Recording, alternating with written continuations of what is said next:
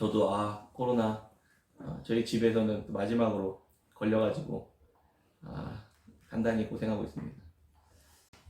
이 말씀을 저 준비하면서 약간 묵시 문학처럼 예언에 대한 이야기들을 이제 하고 있는 지점들을 우리가 지나가게 되는데 잘 해석해야 되기도 하고 너무 그렇게 어려운 문제는 아니다, 이 내용은 아니다, 이런 이야기들을 같이 나누고 싶었습니다. 그리고 그 안에서 하나님께서 어떻게 다니엘을 통해서 역사와 이 세계를 주관하시는 분이신지를 드러내시는 용도로 하나님께서 보여주신 것이기 때문에 너무나도 이렇게 이상하게 해석하지 않아도 되는 부분이라는 것도 같이 나누고, 우리에게 어떤 은혜가 되는지 또 어떤 내용들을 우리에게 알려주시기 원하시는지를 나누려고 합니다. 제가 대학에 이 말씀 준비하면서 대학에 입학할 때가 2000년이었거든요. 영영학번. 당시 2000년이 되면 전 세계의 시스템이 1999년 이렇게 1900년대로 맞춰져 있어서 설정되어 있어서 2000년 딱 변화되면 이 시스템이 셧다운되고 붕괴될 수 있을 거다, 이런 이야기들이 있었어요. 무언가 세상의 변화는 그런 사람들로 인해서 미래의 불확실한 것에 대한 막연한 불안감들을 계속해서 만들어내는 것을 알 수 있습니다. 아직 경험해보지 않은 그런 미래들이 어떻게 흘러갈지, 우리를 어떻게 위협할지 아무도 모르기 때문입니다.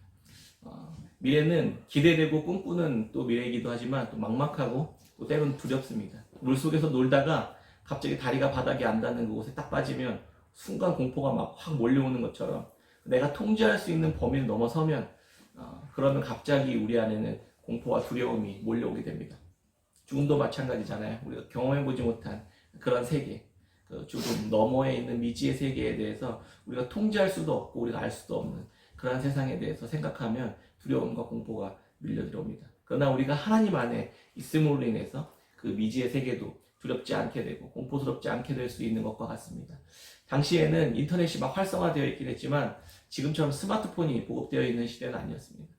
지금 막 4차 산업혁명이 막 급격하게 진행되면서 인공지능과 첨단 기술에 많은 부분들이 막 변화되고 있는 것도 우리가 느끼고 있잖아요. 스마트폰의 등장은 그때 당시에 엄청난 혁신이었습니다. 당시 내가 컴퓨터공학으로 이제 편입을 준비했었는데 그때 공부했었던 개념이 이제 클라우드라는 개념이었어요. 클라우드 시스템. 클라우드는 영어로 구름이라는 뜻이잖아요. 필요한 데이터와 프로그램들을 내가 개인 컴퓨터에다 이렇게 막 저장하고 막 보관하는 것이 한계가 있으니까 끝없이 늘려갈 수 없잖아요, 저장 장치를. 그래서 인터넷을 통해서 중앙에 거대한 이 저장 장치에다가 저장할 수 있는 공간, 그것을 클라우드라고 합니다. 영화나 자료들을 내 컴퓨터에 계속 저장받으면 너무, 그러니까 이제 스마트폰도 마찬가지거든요. 스마트폰의 용량을 계속 늘릴 수는 없잖아요. 그러니까 어디 이제 요즘에 이제 구글이나 네이버나 이런 클라우드에다가 이제 내 데이터들을 저장해서 내가 필요할 때마다 이렇게 저장 다운로드 받아가지고 사용하는 그런 개념들이 그때는 개념으로만 있었거든요. 그래서 그때 그런 거 공부를 했던 기억이 있습니다. 지금은 이것들이 너무 일상에서 방대하게 우리가 너무 이렇게 사용하고 있잖아요. 넷플릭스 같은 경우에도 내가 영화를 다 갖고 있지 않고 거기에 접속해서 그냥 바로 실시간 다운로드해서 이제 보기도 하고, 아마존이나 구글 같은 그런 기업들이 대표적인 클라우드 기업들이거든요. 우리는 이제 동영상을 찍어서도 이제 구글의 유튜브에다가 올려서 이제 바로 우리가 이제 다운로드 받아서 바로 실시간으로 이제 스트리밍을 보기도 하고 이러지 않습니까? 내 개인의 스마트폰이나 이제 PC는 내용을 가지고 있을 필요가 거의 없어졌습니다. 거의 클라우드에 접속해서 이제 다운로드 받아가지고 쓰면 되기 때문에. 오늘 다니엘 말씀 묵상에서 왜 이런 이야기를 했냐? 클라우드 시스템을 생각해 보게 되었습니다. 스마트폰과 이 거대한 클라우드 시스템과의 관계를 통해서 우리 개개인들과 하나님의 관계를 생각해 보게 되었습니다. 하나님은 언제 어디서든 우리가 접속할 수 있는 그 영원에 속한 지혜와 지식의 보화, 근원이신 분이십니다. 우리는 믿음으로 예수 그리스도를 통해서 창조주 하나님께 나아갈 수 있고, 예수 그리스도 안에서 그분의 생각과 계획과 섭리와 그분의 나라를 경험할 수 있게 되는 것입니다. 물론 클라우드와는 좀 다른 면들이 있겠죠, 당연히. 그것은 우리가 겸손히 하나님 앞에 나아가서 그분의 뜻을 구하고 그분이 보여주시는 만큼, 알려주시는 만큼만 알 수 있는 인격적인 관계와 우리에게는 겸손한 태도가 필요하다는 것이 좀 다른 면일 수 있겠습니다. 어찌됐든 바벨론의 이 느부갓네살 왕은 바벨론에 있는 지혜자들을 다 모아서 자신의 꿈이 무엇이었는지, 또 그 꿈의 내용은 무엇인지 또 알아내라고, 그 뜻은 무엇인지 설명해내라고 이야기합니다. 내가 어제 꿈을 꿨는데 무슨 꿈인지 알아내라는 것은 황당한 명령이고 너무 황당한 이야기잖아요. 당연히 알 수 없는 그 미지의 영역이기 때문에 그 바벨론에 있었던 이 지혜자들은 다 황당해지기 시작했습니다. 그리고 이렇게 고백합니다. 그거는 우리의 능력을 벗어나는 일입니다. 우리가 알 수 없는 영역입니다. 우리는 할 수 없습니다. 이렇게 고백했습니다. 왕이 원하는 것은 그런 대답이 아니었잖아요. 그래서 다 죽이라고 명령합니다. 그때 다니엘이 등장합니다. 다니엘은 모든 지혜자들 다 죽이라는 그 명령을 듣고 곧바로 하나님 앞에 나아가서 하나님께 접속합니다. 그 클라우드 대신 하나님 앞에 접속하는 이 스마트폰 같은 모습을 생각하게 됐어요. 온 세상의 주관자 되시는 그 지혜의 보화, 그 지혜와 지식의 근원이 되시는 이 클라우드 같은 하나님께 곧바로 접속한 겁니다. 기도는 이 땅에서 하나님의 백성들과 하나님의 나라를 연결해주는 통로입니다. 인터넷과 같은 것이라고 할 수 있을까요? 지금껏 이스라엘 백성들은 유대 땅 예루살렘과 성전에만 하나님이 계신다고 생각했습니다. 바벨론에 의해서 완전히 점령되고 이제 무너지고 포로로 끌려온 다니엘은 1500km나 떨어져 있는 이 이방 땅, 이 바벨론에서 성전도 없이 하나님의 임재 안으로 들어갈 수 있었던 것입니다. 머리에 떠다니는 이 그룹, 클라우드 시스템처럼 하나님은 유대 땅에, 예루살렘에, 성전에만 있는 것이 아니라 이 1500km나 떨어져 있는 바벨론에도 하나님이 계셨던 것입니다. 언제나 그래서 다니엘이 있는 그곳에, 믿음의 백성들이, 하나님의 백성들이 있는 그곳에 하나님도 함께하고 계셨던 것입니다. 이건 포로민 이스라엘 백성들에게는 아주 혁신적인 일이었습니다. 그렇게 생각하지 않았던 거예요, 이스라엘 백성들은. 성전에 가지 않아도 얼마든지 하나님과 접속할 수 있다고, 하나님의 그 지성소 안에 들어갈 수 있다고, 이런 생각은 한 번도 해본 적이 없었던 이스라엘 백성들에게 하나님은 이러한 개념들을 알려주기 시작했던 겁니다. 다니엘은 그렇게 하나님과 늘 어디서든 언제라도 동행하는 삶을 살고 있었던 겁니다. 하나님의 보좌 앞에 나아가서 하나님이 어떤 생각과 뜻으로 바벨론의 느부갓네살 왕을 다스릴지 보여달라고 다니엘은 친구들과 함께 기도했던 겁니다. 제가 우연히 좀 재밌는 이야기를 듣게 되었는데, 인류가 이제 별과 행성을 가까이에서 관찰하기 위해서 아주 우주 밖에다가 아주 거대한 성능 좋은 망원경 하나를 띄웠습니다. 그게 잘 아는 그 허블 우주 망원경입니다. 1993년에 이 망원경의 총 책임자였던 로버트 윌리엄이라는 사람은 이 별과 행성을 관찰하는 게 아니라 깜깜한 그 빈 공간을 관찰하고 싶어 했었습니다. 근데 당시 사람들은 그게 뭐 하는 짓이냐, 지금 별이랑 이런 행성들 관찰하는 것도 지금 할 일이 많은데 빈 공간을 뭐하러 쳐다보고 있냐. 이제 근데 그걸 꼭 보고 싶어서 그 사람들 설득하고 그 반대하는 사람들 설득하면서 그곳을 바라보게 되었어요. 아주 작은 바늘구멍만한 그곳을 이렇게 들여다보면서, 그 망원경을 들여다보면서 열흘 동안 그곳을 촬영하고 난 뒤에 모든 사람들이 다 깜짝 놀라고 말았다고 합니다. 그 작은 바늘구멍 안에, 깜깜한 빈 공간이라고 생각했던 바늘구멍 안에 3000개의 은하가 찍혀 있는 것을 확인하게 되었습니다. 당연히 아무것도 없을 거라고 생각했었던 그곳에 3000개의 은하가 있었습니다. 은하 하나당 수천억 개의 별이 있는데, 그런 은하가 3000개가 있다는 것은 그곳에 엄청나게 많은 별들이 있었다는 것을 처음으로 알게 되었던 겁니다. 우리 눈에 보이는 것이 전부가 아니고 깜깜한 빈 공간이라고 해서 아무것도 없는 게 아니라 그 너머에는 엄청난 광대한 세계가 펼쳐져 있었다는 사실들을 과학자는 알고 다들 깜짝 놀라게 되었습니다. 상상할 수 없는 그 우주의 크기에 경외감을 갖게 되었던 겁니다. 사람들은 여전히 지금도 팽창하고 있는데도 있는 그 우주를 만드신 하나님, 그 하나님의 지혜와 영화로우신 분이라는 것들을, 이러한 사실들을 보면서 많이 알게 됩니다. 깜깜한 밤하늘에 아무것도 보이지 않는 우주의 빈 공간을 허블 망원경으로 이렇게 들여다보았을 때 그 안에 수천억 개의 별들이 들어있었던 것을 확인했던 것처럼, 하나님 앞에 나아가서 느부갓네살이 다스리는 이 제국이 앞으로 미래에 어떻게 될지, 앞으로 미래와 이 제국들이 역사 속에서 어떻게 펼쳐지게 될지 다니엘은 확인했던 겁니다. 당시에는 주전 605년경이었습니다. 그러니까 지금으로부터 2600년 전에 이랬는데, 앞으로 2600년 또 그 이후에 우리의 미래까지, 그 이후에까지도 그 미래에 진행될 그 굵직한 제국들의 모습들을 한눈에 펼쳐서 다니엘에게 보여주셨던 겁니다. 하나님은 다니엘에게 이 놀라운 제국의 미래 역사에 관한 비밀과 신비를 파노라마처럼 펼쳐서 보여주셨던 겁니다. 제국의 미래를 가장 먼저 알게 된 다니엘과 친구들의 기분은 어땠을까요?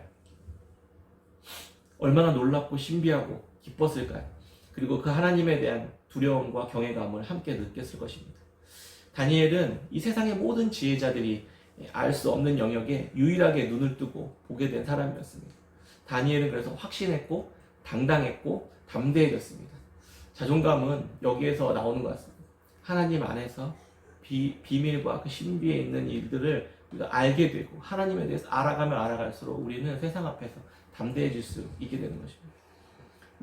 다음 주 로또 번호 1등을 미리 알게 되면 담대해지지 않을까요? 그 정도만으로도 담대해지는데, 네. 다니엘은 그것이 근데 자기 자신에게 속한 것이 아니라는 것을 알고 있었습니다. 자기의 것처럼 자랑하지도 않았고 그 무한한 지혜의 창고인 그 클라우드 대신 하나님께 기도와 간구로 내가 접속해서 로그인하고 그 안에 영원에 속한 비밀을 그냥 다운로드 받은 것이라는 정체성을 가지고 있었습니다. 다니엘은 내게 속한 것이 아니고 내 소유도 아니라는 것을 알게 되었습니다. 단지 하나님께서 나에게 잠시 맡기신 일이라는 것을 다니엘은 알게 되었던 겁니다. 다니엘은 곧바로 왕의 근위대장 아리옥에게 찾아가서 다른 지혜자들을 죽이지 말고 자기 자신을 왕에게 데려가 달라고 이야기합니다. 왕 앞에 나간 다니엘은 그렇게 분명하게 말합니다. 세 가지를 분명하게 이야기하고 이 꿈을 이야기해 줍니다. 첫 번째는 이 왕이 한 그 질문은 세상의 어떤 지혜자도 알 수 없는 것입니다.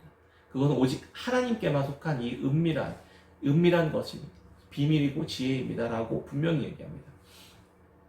그렇기 때문에 이 지혜자들을 의지하지 마십시오. 하나님을 의지하십시오. 이렇게 이야기한 겁니다. 두 번째는 이 은밀한 것을 나타낼 수 있는 분은 하나님뿐이 없습니다. 하나님 한 분밖에 없습니다. 왕이 미래에 관해서 계속 두려워하고 고민할 때 하나님이 꿈으로 보여주신 것입니다라고 이야기해 줍니다. 그 꿈은 하나님이 왕에게 뭔가 메시지가 있어서 말씀하신 것입니다. 이렇게 이야기합니다. 또 세 번째는 말하는 자신이 아무것도 아닌 존재라는 사실도 분명히 이야기합니다. 하나님께서 내게 은밀한 것을 나타내신 이유는 왕에게 이 이야기를 나누어 주라고, 가서 전하라고 그냥 그냥 통로일 뿐입니다 라고 이야기합니다. 다니엘은 나는 그저 하나님께서 느부갓네살에게 보이실 것을 자신을 통해 그냥 드러낼 뿐입니다. 스마트폰은 넷플릭스에서 다운받아서 그냥 화면에 보여주는 존재일 뿐입니다. 그 내용이 내 것이 아니고 그것이 나의 소유도 아닙니다. 이렇게 이야기하는 것과 같습니다. 내가 대단해서가 아니라 라는 태도가 분명했던 겁니다. 자신은 주인이 아니라는 사실을 분명히 이야기하는 정체성 갖고 있었습니다. 다니엘 2장 30절에 보면 이 이야기가 있습니다. 내게 이 은밀한 것을 나타내심은 내 지혜가 모든 사람보다 낫기 때문이 아니라 오직 그 해석을 왕에게 알려서 왕이 마음으로 생각하던 것을 왕에게 알려주려 하심입니다. 이 목적이 분명했다는 겁니다. 내가 높아지기 위함이 아니라 하나님께서 왕에게 이 이야기를 전달하라고 했어. 나에게 그냥 알려주셨고 나는 그냥 전달하는 자일 뿐입니다. 이렇게 겸손하게 태했던 것입니다. 다니엘의 모습에서 우리가 하나님 앞에서 우리는 어떤 존재여야만 하는지, 또 어떤 태도를 가지고 살아야만 하는지를 알게 됩니다. 자신은 지혜의 근원이신 하나님께 잠시 접속해서 그분께 속한 것을 잠시 가지고 나와서 하나님께 사실 일을 전하는, 이 땅에서 하는 그러한 종일 뿐입니다 라는 생각과 정체성을 분명히 하고 있었습니다. 그러나 그것은 세상에선 찾을 수 없는 하늘에 속한 지혜입니다 라고 이야기하는 것입니다. 신령한 비밀입니다. 다니엘은 바벨론 제국의 노예의 신분으로 살았지만 동시에 실제로 그는 하나님의 나라를 드나들면서 살아가고 있었던 하나님께 속한 백성이었다는 정체성을, 이 두 가지 정체성을 함께 가지고 있었던 것입니다. 우리는 어떤 존재입니까? 다니엘과 같이 우리 동시에 같은 존재입니다. 이 땅을 살아가지만 이 땅에 속한 것이 아니라, 이 땅의 다스림을 받고 살아가는 것이 아니라 하나님의 나라에 속해 하나님 나라에 드나들면서 살아가는 자들입니다. 예수님께서 하나님 나라에 대한 비유를 말씀하시면서 이 비슷한 이야기들을 우리에게 알려주었습니다. 천국에 관한 비유, 그 천국의 세 가지, 천국은 마치 이런 것이다라고 이야기해줬던 그 세 가지 비유를 하고 난 이후에 제자들에게 이 이야기를 해주십니다. 마태복음 13장 51절에 이 모든 것을 깨달았느냐 하시니 대답하되 그러하외다. 예수께서 이르시되 그러므로 천국의 제자된 서기관마다 마치 새 것과 옛 것을 그 곳간에서 내오는 집주인과 같으니라. 우리는 집주인처럼 옛 질서, 옛 하나님의 말씀과 새 질서, 예수 그리스도 안에서 새롭게 이루어진 이 새 율법을 집주인처럼 드나들면서 이것들을 하나님 나라에서 드나들면서 가지고 나오면서 집주인처럼 살아가는 자들이다. 제자들이에게 그렇게 말씀해 주시는 것이었습니다. 다니엘이 지금 그렇게 살아가고 있잖아요. 예수 그리스도를 믿음으로 천국의 서기관된 제자들은 예수 그리스도를 통해 예수 그리스도 안에서 주인과 같이 마음대로 드나들면서 제 것처럼 쓸 수 있게 된 것입니다. 다니엘은 믿음으로 자유롭게 하나님 앞에 드나들면서 주인처럼 주인에 속한 것을 마음껏 꺼내다 쓰고 있었던 것입니다. 우리 모두에게 다 열려 있습니다. 그렇지만 아무나 얻을 수 있는 것은 아닙니다. 믿음으로 그 안에 들어갈 수 있는 자들만 그것들을 사용하고 활용하고 그것을 누릴 수 있는 것입니다. 다니엘만 믿음으로, 그 친구들만 이 믿음으로 이것을 사용하면서 살고 있었던 것입니다. 바울은 골로새 성도들에게 같은 말씀을 이야기합니다. 히브리서에서도 신약에서도 다 같은 이야기들을 하고 있습니다. 히브리서 11장 한번 볼까?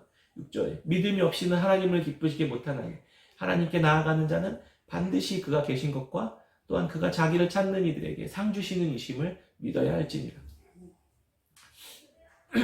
골로새서 1장 9절에서도 바울도 같은 이야기를 계속 같이 합니다. 하나님은 다니엘을 통해 바벨론 제국 앞에 나타나셨습니다. 드러나셨습니다. 다니엘은 왕이 꾼 꿈을 정확하게 설명합니다. 오늘 본문이 이 다니엘이 꾼 꿈에 대한 해석을 이야기해주는 장면이 오늘 본문입니다. 느부갓네살은 꿈에서 큰 신상을 보았습니다. 그 신상은 왕 앞에 서 있었습니다. 크고 광채가 나고 모양은 아주 두렵게 생겼더라 이렇게 이야기합니다.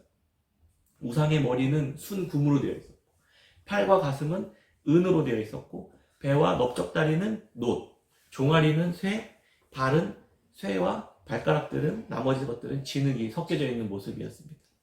이때 손대지 않은 어떤 돌이 나와서 신상을 부수어서 그 신상을 부숴버리고 아주 가루를 만들어버리고 그리고 그 우상을 친 돌은 큰 태산을 이루어 온 세상에 가득해졌더라. 이게 꿈의 내용이었습니다. 곧바로 다니엘은 이 꿈에 대한 해석까지 이야기해 줍니다. 바벨론의 느부갓네살은 이 신상의 순금으로 된 머리에 해당된다 이렇게 이야기합니다. 뒤이어서 다른 제국들이 나올 텐데 금보다 못한 은, 놋, 쇠, 진흙 순서대로 이 표현되는 나라들이 역사 속에 계속 등장하게 될 것이다. 이렇게 이야기하는 것입니다. 다니엘이 본 이 네 왕국이 어느 제국을 뜻하는지 학자들 간에도 여전히 논쟁거리이기도 합니다. 역사적으로 2000년 동안 계속 논쟁을 하고 있는데 대부분의 이야기들이 이렇게 수렴됩니다. 금으로 된 머리는 바벨론의 느부갓네살을 의미하고 은으로 가슴과 팔이 해당되는 이 부분은 바벨론 다음으로 등장했었던 메대와 페르시아 연합국을 뜻한다고 합니다. 또 바벨론 이후에 이 페르시아, 메대 연합국은 무려 2200년 넘게 그 바벨론 이후의 중동 지역을 그 고대 근동 지역을 다스리던 지배하던 제국이었습니다. 그리고 놋배와 넓적다리는 그리스 제국을 뜻한다고 합니다. 마케도니아의 알렉산드로스 대왕이 페르시아를 정복하고 난 이후에 그리스는 185년 동안 그 근동 지역을 다스렸습니다.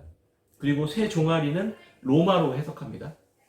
당시 가장 강력한 물질이 쇠였던 것처럼 가장 강력한 제국이 될 것을 예언한 것입니다.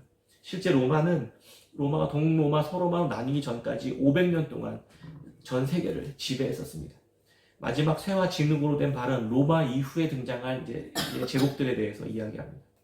이 예언이 주전 605년에 바벨론 포로로 끌려가는 다니엘이 했던 내용이었다는 것이 아주 놀랍지 않습니까? 앞으로 미래에 일어나지도 않았던 일들, 이 제국들이 나올 것이라고, 앞으로 이런 제국들이 전 세계를 다스리게 될 것이라고 이야기해줬던 겁니다. 하나님이 이 역사의 주관자이시며 통치자라는 사실들을 우리는 이 이야기를 통해서도 우리가 알 수 있습니다. 이 제국들은 하나의 큰 몸을 이룹니다. 큰 신상을 이룹니다. 각 부분마다 강력한 모습으로 등장하고 서로 연합되어 있고 연결되어 있고 또 힘을 합쳐서 연합된 제국으로 이루지만 이 동맹들이 잘 유지되지 않고 결국 깨지고 다음 제국으로 넘어가는 이런 모습들을 계속 보게 됩니다. 실제로 이 환상은 그래서 뭐 이게 어떻다 저떻다 뭐 이거 해석하기보다는 어떤 특정한 나라나 제국을 염두에 둔 것이 아니고 오히려 계속해서 하나님을 떠나서 하나님을 반역하고 대적하는 이 인류, 인간들의 이 연합하는 힘, 이런 제국을 이루어서 연합하고 하나님을 대적하는 나라를 계속해서 이루어가려는 이 모든 인류의 악한 역사들을 비유적으로 보여주고 있는 것이다. 이렇게 해석해 보는 것이 가장 바른 해석이라고 생각합니다.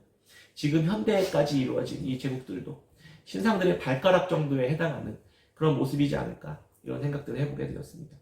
신상은 머리는 금으로 시작해서 점점 좋은 재료에서 나쁜 재료로, 안 좋은 재료로 가는 것처럼 주님이 오실 때까지 계속해서 대를 이어가면서 세상을 지배하려고 하는 여러 권세들은 점점 쇠락해져 갈 것이다라는 것들도 알 수 있습니다.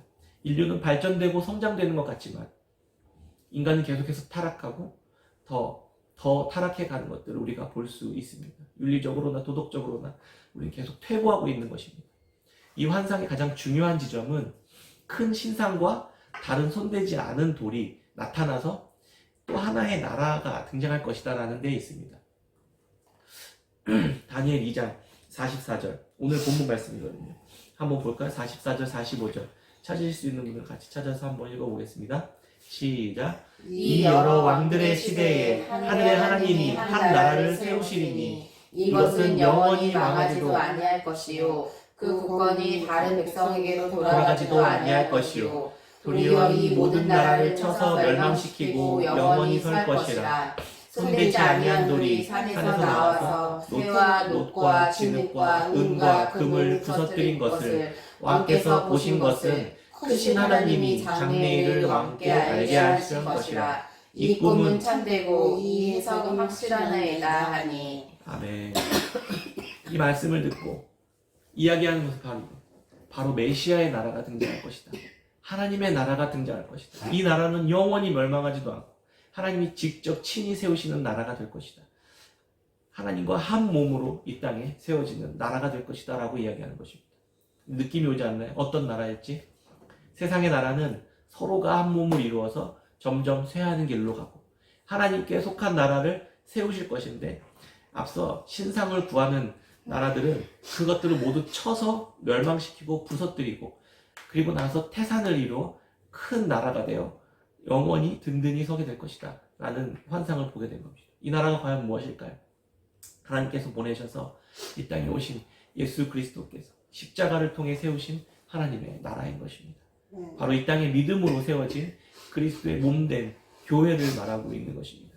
세상의 나라는 힘과 폭력으로 탐욕으로 악으로 서로를 죽이고 굴복시키며 배신하고 나뉘는 나라이지만 그리스도께서 세우신 나라는 긍휼과 사랑과 자비와 은혜와 용서로 악을 선으로 이기며 부수며 나아가는 그런 하나됨을 이루는 나라인 것입니다. 다니엘과 새 친구들은 믿음으로 그 나라에 속한 사람으로서 신상의 머리되는 이 바벨론의 느부갓네살 왕 앞에 하나님의 나라로 서 있는 것입니다. 이들이 교회로 서 있는 것입니다.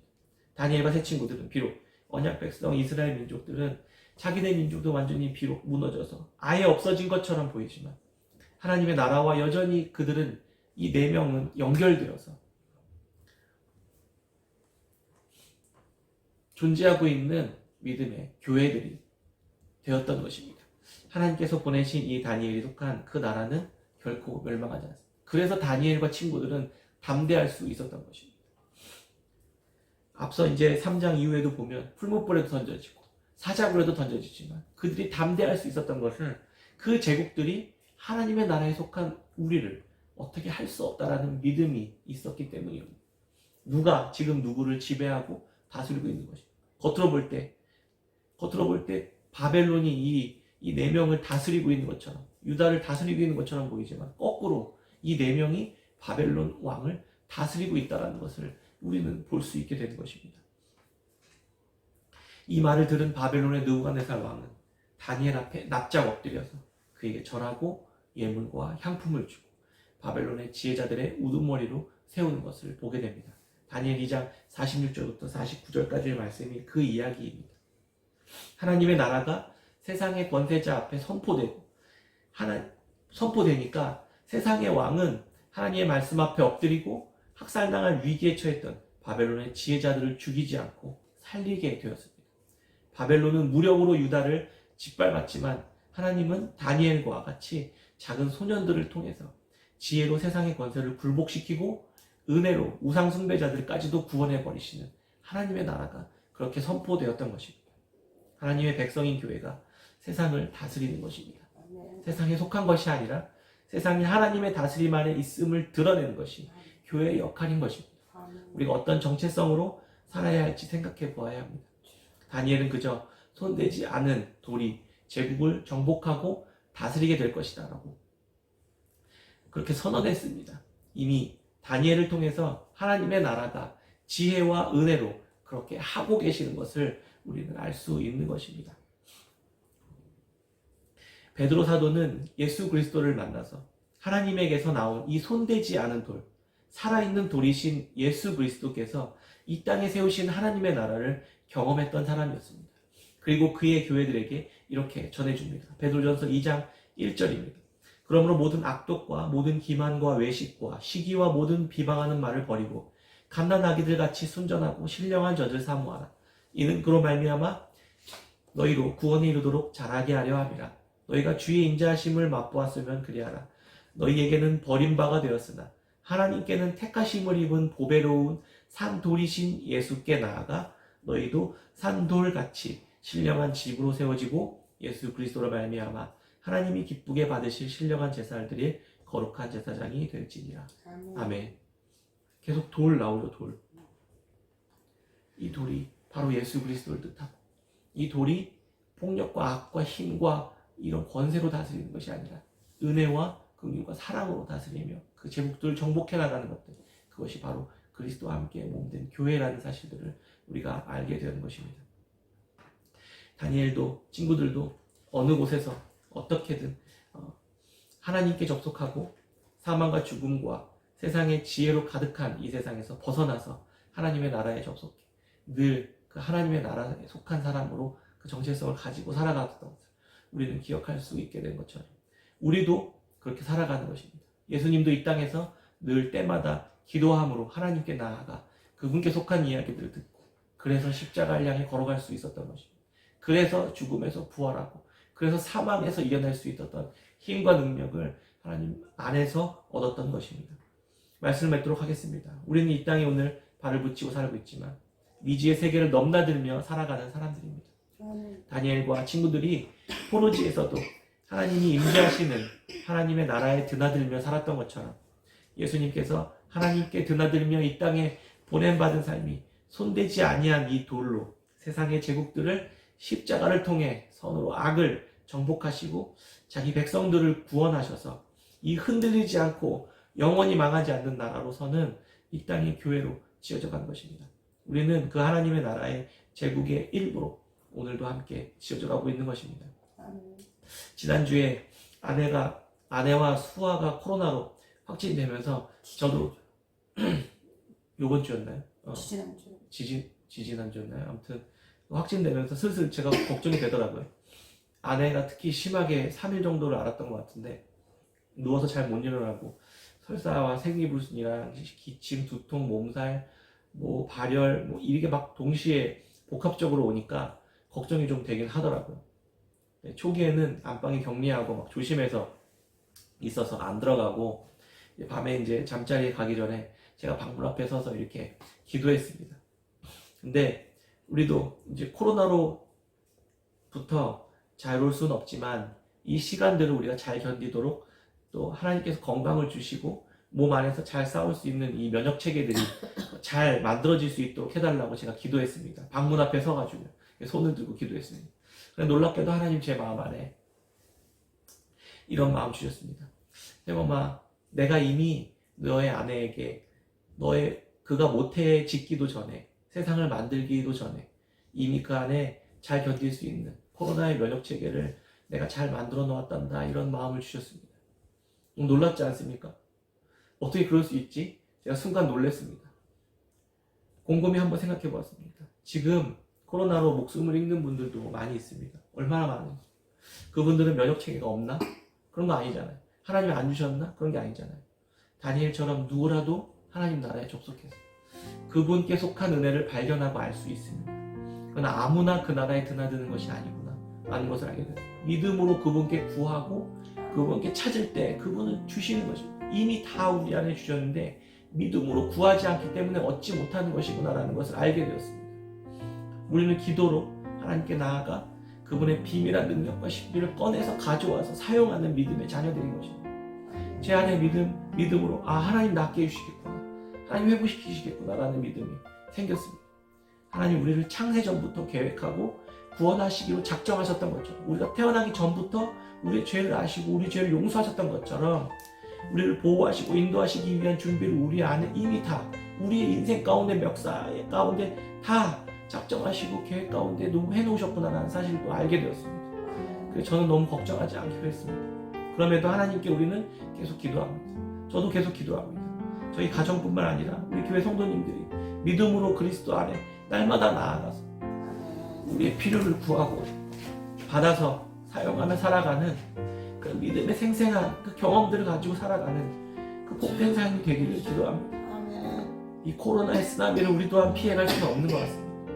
다행히 초기보다 치사율이 많이 낮아진 것 같습니다. 감사하게도 어떤 상황 속에서도 코로나뿐만이 아니라 앞으로 우리에게 놓여질 어떤 상황 속에서도 우리는 믿음으로 하나님 앞에 나아가 그 하나님의 나라 안에 들어가 그분의 방식대로 살아가고 그분의 은혜와 그분의 긍휼과 그분의 사랑을 받으며 살아가는 그런 삶을 살아가는 것이실 뿐입니다. 새 친구들도 그랬습니다. 불목불에 들어가서도 우리를 건지실 수 있는 분이고, 그러나 그렇게 하지 않더라도 내가 왕의 명령에 세상의 명령에 굴복하지 않고 하나님의 말씀을 선택하기로 결정하며 살아가게 그러한 삶을 내가 이 땅에 살아가겠습니다라고 고백하는 것이고, 우리 각자도 모두에게 허락하신 하나님 나라에 속하는 방법들을 늘 가져다가 쓰면서 일상의 삶이 하나님 나라에 속한 삶으로 유지되도록 그리스도께 속한 사람의 삶으로 살아가도록 하나님의 보좌에 늘 스스로 드나드는 삶을 살아가는 그런 훈련들을 우리가 계속해서 해나갔으면 좋겠습니다. 그 보화에 있는 창고들에 있는 그 엄청난 것들을, 그 신비와 비밀들을 그리스도 안에서 날마다 얻으며 살아가는, 누리며 살아가는 저희들이 되었으면 좋겠습니다. 그런 깨끗한 샘교회 성도님들이 다 되시기를 주의 이름으로 축원합니다. 아멘.